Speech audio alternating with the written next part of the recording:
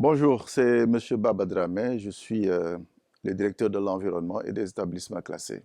Merci beaucoup. Je voudrais tout d'abord féliciter l'ARCOP pour avoir, euh, pour avoir initié cette réforme qui est d'une importance capitale et qui va fortement renforcer l'arsenal juridique qui permet à notre pays d'être toujours un pays leader en matière de protection de l'environnement. Je crois que l'ARCOP, en initiant cette réforme du Code des marchés publics pour intégrer la commande durable, ne fait que, en tout cas, satisfaire une vieille demande de tous les acteurs qui suivent les questions environnementales au niveau de notre pays et même au niveau international. Parce que, comme vous le savez, depuis déjà plus de 2 décennies, avec l'avènement de cette notion de développement durable, notre pays a engagé pas mal de réformes qui ont conduit d'ailleurs à l'adoption du Code de l'environnement en 2001. Et ce Code de l'environnement avait introduit dans ses dispositions l'évaluation environnementale et sociale des politiques, des projets et des programmes de développement. Alors, mais il manquait un maillon. Et le maillon qui manquait, c'est véritablement intégrer dans la commande publique les notions de développement durable et particulièrement les questions environnementales. Alors, en initiant ces réformes et en réformant le code de l'environnement, le code des marchés publics, je crois que cette question maintenant est définitivement réglée. Et ça permet au Sénégal de démontrer encore une fois son leadership sur le plan international en matière de prise en compte des questions environnementales dans les politiques et les programmes de développement.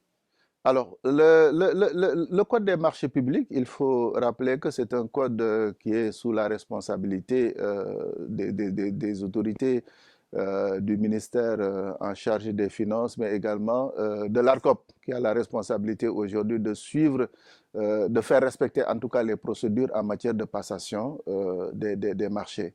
Le rôle du ministère de l'Environnement est surtout un rôle d'accompagnement sur le plan technique pour que les questions environnementales puissent être intégrées dans la commande publique.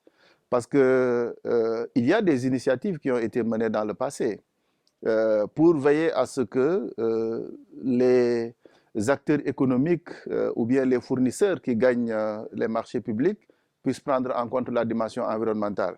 C'est pourquoi d'ailleurs, à chaque fois qu'on faisait une évaluation environnementale et sociale d'un projet et d'un programme de développement, on exigeait en réalité que dans les cahiers des prescriptions techniques, que les questions environnementales puissent être intégrées. Mais on n'avait pas en réalité une base juridique qui puisse nous permettre de contraindre justement les fournisseurs à prendre en charge ces questions.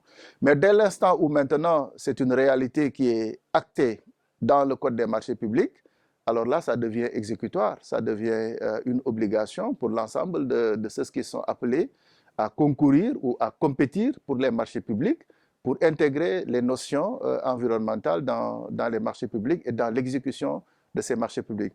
Donc je crois que le rôle du ministère de l'Environnement dans ce domaine-là consistera justement à apporter une assistance technique pour qu'au moment justement de préparer les dossiers des marchés publics, que ces questions-là puissent être intégrées et au moment de l'exécution, que le ministère de l'Environnement puisse travailler avec l'ensemble des structures compétentes pour veiller à ce que les notions de durabilité ou les règles de durabilité qui sont intégrées dans la commande publique puissent être respectées.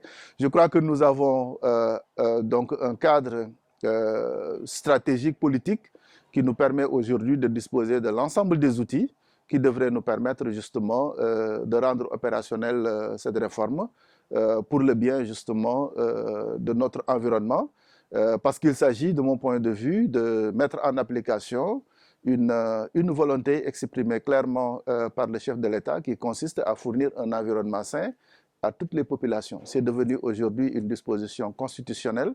L'évaluation environnementale est devenue une disposition constitutionnelle et cette évaluation environnementale devrait fournir en tout cas les éléments qui devraient permettre de rendre la commande publique beaucoup plus durable. Le ministère de l'Environnement est un ministère qui est ouvert sur l'innovation.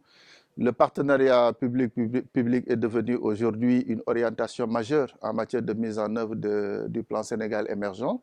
Et le ministère de l'Environnement, il travaille particulièrement dans le domaine de la lutte contre les pollutions et les nuisances, dans le domaine de la lutte contre les changements climatiques. Comment aujourd'hui on peut faire pour que les acteurs du secteur privé puissent travailler en étroite collaboration avec les collectivités territoriales, mais également les services de l'État, pour mettre en œuvre des projets et des programmes qui puissent permettre de permettre à notre pays de mettre en œuvre dans les meilleures conditions sa contribution déterminée au niveau national.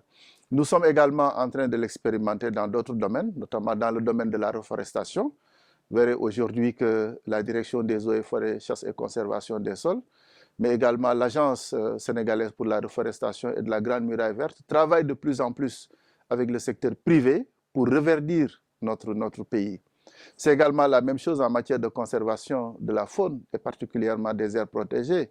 La direction des parcs nationaux travaille aujourd'hui main dans la main avec le secteur privé dans un partenariat public-privé pour conserver nos aires protégées et nos ressources fauniques.